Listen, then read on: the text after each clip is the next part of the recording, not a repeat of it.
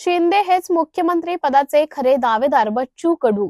विधानसभा निवडणुकीत मुस्लिमांचा फतवा व हिंदूंचे कटेंगे तो बटेंगे या सर्व धार्मिक राजकारणात आमचा सेवेचा झेंडा हरवला असल्याची प्रतिक्रिया प्रहार जनशक्ती पक्षाचे प्रमुख व माजी आमदार बच्चू कडू यांनी दिली आहे। मतदारसंघात प्रचंड काम केले, 6,700 कोटींची विकास कामे केली आणि मत मिळाले 67,000। सेवा हरली आणि राजकारण जिंकलं अशी लोकांची प्रतिक्रिया। धार्मिकता, लाडक्या बहिणींचा प्रभाव आणि ईव्हीएम मधील घोटाळा ही प्रभावाची प्रमुख कारणे आहे।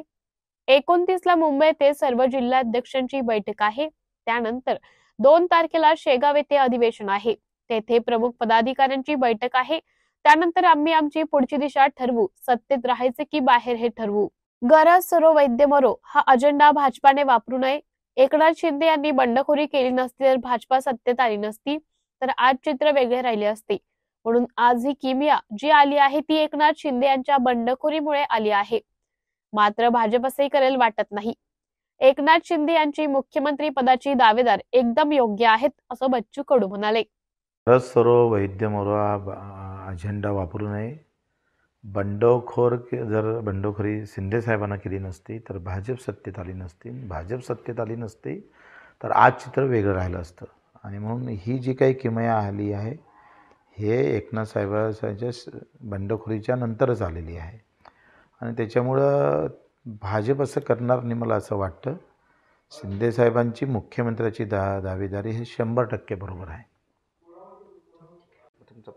धार्मिकता होती आणि मुस्लिमांचा फतवा आणि हिंदूंचा बटेंगे तो कटेंगे या सगळ्या धार्मिक राजकारणामध्ये आमचा सेवेचा झेंडा हारलेला दिसतं।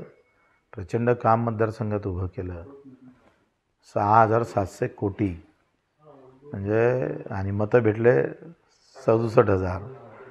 एकंदरीत सेवा हारली आणि राजकारण जिंकलं अशीच प्रतिक्रिया लोकांची आहे।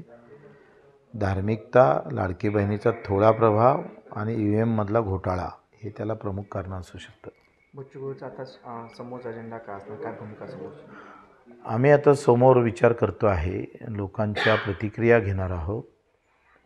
2 तारखेला आमचं शेगावला अधिवेशन आहे निवडक कार्यकर्त्यांचं आणि 29 ला मुंबईला जिल्हा प्रमुखांची बैठक बोलावलेली आणि आम्ही 4 प्रश्न लोकांना विचारणार। सत्ता का सत्तेच्या बाहेर, झेंडा का सेवा, यावर ज्या प्रतिक्रिया येईल आणि त्या पद्धतीनं आम्ही समोर जाऊ।